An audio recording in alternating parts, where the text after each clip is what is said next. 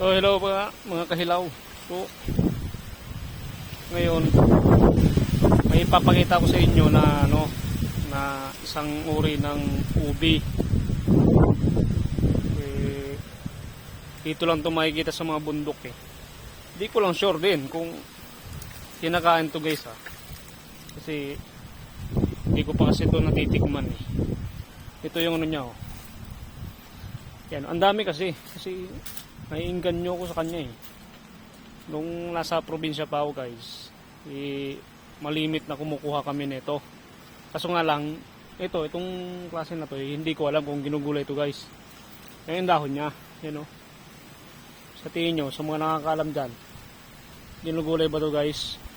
Ito hindi binubungkal sa lupa, kundi mga bunga niya, yan o, ang dami o, sa taas. Kumuha tayo, yan, isa. So di ko lang alam kung ito ba'y ginugulay guys, mga kahilaw.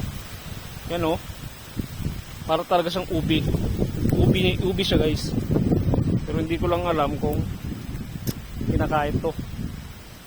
Yan, dami o, yan o, yun pa ito guys, may isa pang malaki doon, tapos yan yun. So masarap sana tong gulayin guys kung alam lang natin. Kung alam siyempre hindi natin alam delikado. Baka pamaya ito guys yung wild ubi na pag kinain mo raw magwa-wild ka. So delikado yun. So yun sa mga nakakaalam din, i-comment nyo nga guys baka dyan kasi sa lugar nyo ginugulay itong ginugulay itong ubi na ito, wild ubi. Ito ay hindi nakukuha sa ilalim ng lupa o sa puno niya. Ito nakasabit lang sa yung ganito, sa mga baging niya, nakasabit lang. So pag i-comment nyo nga mga kahilaw kung anong klaseng ito, ubi, kung wild ubi ba ito o native ubi o Tagalog ubi, hindi natin alam. Subukan niya nating tingnan yung itsura na ito.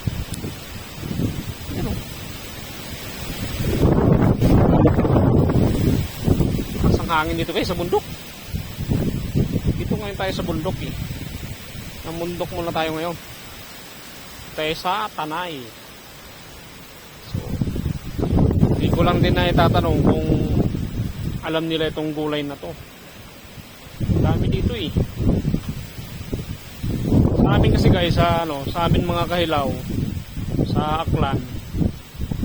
Comment mga taga Aklan. Mayroong tinatawag doon na kinakain na katulad nito. Ubi naman yon, yun yung hinuhukay, malalim yon. Halos pahaba yung yung laman nun. Tapos meron ding isa pa yung 5 fingers na hindi yung masama yung iniisip. Yung 5 fingers ang dahon niya. Pero pag hinukay mo yun, kulay puti yung laman niya. Yun yung lima-lima tawagin sa amin. Yun yung 5 fingers. Kung sa Bisaya, 5 fingers kung sa Bisaya. Pero lima-lima sa amin sa Aklan. So masarap yun. So someday ipapakita ko sa inyo kung anong itsura nun pag napadpad tayo ng Aklan, So yun guys, comment nyo na lang kung alam nyo yung yung gulay na yun, yung wild ubi na yun. So yun guys, thank you.